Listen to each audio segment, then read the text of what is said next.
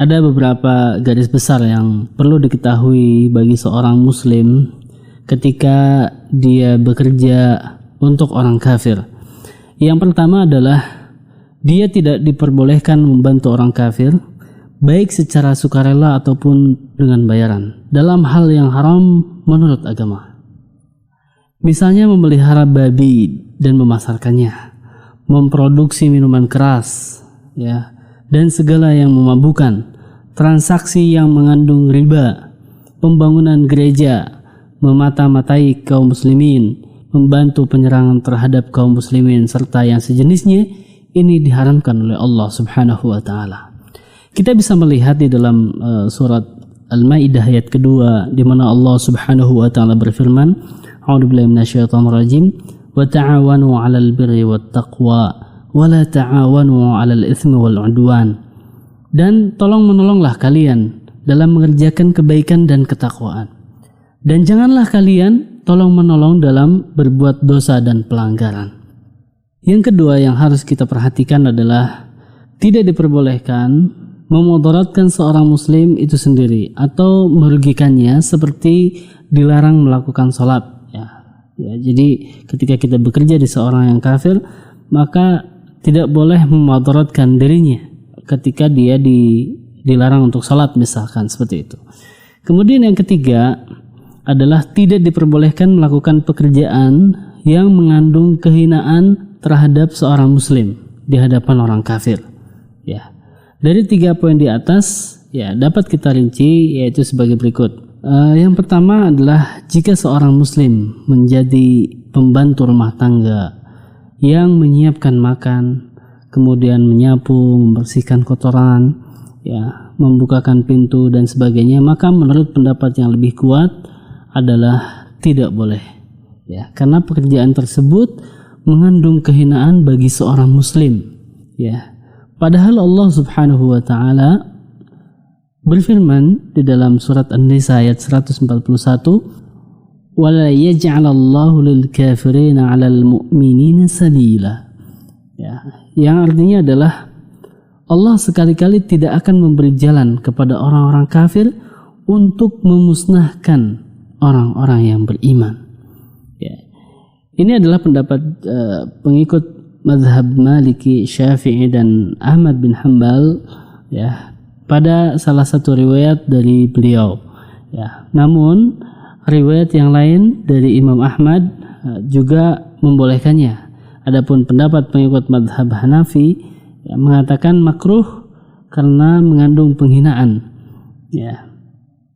Al-Muhallab rahimahullah mengatakan Allah Subhanahu wa taala telah memerintahkan hambanya yang beriman agar berada di atas orang-orang musyrik. Allah Subhanahu wa taala berfirman, "Fala tahinu wa tad'u ila as-salmi wa antumul a'launa." Janganlah kalian lemah dan meminta damai, padahal kalianlah yang di atas. Kalianlah yang mulia, yang lebih di atas.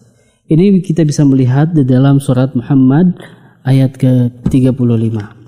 Oleh karena itu, tidak sah bagi seorang muslim untuk menghinakan dirinya dengan menjadi pelayan orang-orang kafir, kecuali dalam keadaan terpaksa, maka ini diperbolehkan.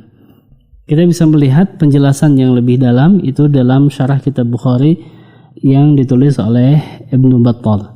Adapun jika seorang muslim menjadi tukang dalam suatu pekerjaan, seperti mengecat rumahnya, membuat pagar dan sebagainya, maka pekerjaan seperti ini adalah pekerjaan diperbolehkan karena ini tidak ada unsur penghinaan, masih dikategorikan sebagai orang yang profesional dalam hal ini. Dalam sebuah hadis yang diriwayatkan oleh Ka'ab bin Ujrah radhiyallahu an, dia berkata, "Aku menghadap Nabi Muhammad sallallahu alaihi wasallam, aku pun melihat beliau sudah berubah tubuhnya. Kutebus engkau dengan ayahku, mengapa kulihat Anda berubah?" Beliau menjawab, "Tidak masuk dalam perutku sesuatu yang masuk ke perut makhluk hidup sejak 3 hari." Ka'ab berkata, "Aku pun pergi, ternyata ada seorang Yahudi yang sedang memberi minum seekor unta miliknya. Dan aku pun membantunya memberi minum dengan upah 1 butir kurma setiap 1 timba. Hingga aku berhasil mengumpulkan beberapa butir kurma. Lantas aku datang kepada Rasulullah SAW. Dan beliau pun mengatakan, dari mana kurma ini wahai Ka'ab? Aku pun memberitahukan asalnya kepada beliau. Kemudian beliau pun mengatakan, apakah kamu mencintai aku wahai Ka'ab? Iya, ku tebus engkau dengan ayahku. Hadis ini diriwayatkan oleh Tabrani. Ya, dalam riwayat ini Nabi SAW tidak mengingkari pekerjaan Ka'ab karena ini tidak termasuk pekerjaan yang menghinakan dirinya, sekalipun dia bekerja kepada seorang Yahudi. Ya, dalam sebuah ayat juga disebutkan Allah Subhanahu wa taala berfirman, "Qala ja'alni ala khazainil ardi inni hafizun alim." Ya, Yusuf berkata, ya, jadikanlah aku bendaharawan negara Mesir. Sesungguhnya aku adalah orang yang pandai menjaga lagi berpengetahuan. Ya, ini bisa kita lihat di dalam surat Yusuf ayat ke-55. Dalam hal ini Al-Imam Al-Qurtubi rahimahullah mengatakan, ya, dengan ayat ini para ulama berdalil diperbolehkan bagi orang yang punya keutamaan untuk bekerja pada seorang yang tidak baik serta pada seorang yang kafir sekalipun, dengan syarat dia mengetahui bahwa akan diserahkan kepadanya pekerjaan yang tidak ditentang sehingga ia bisa berbuat baik sekehendaknya. Wallahu a'lam. Kalimatan habibatan ila ar-Rahman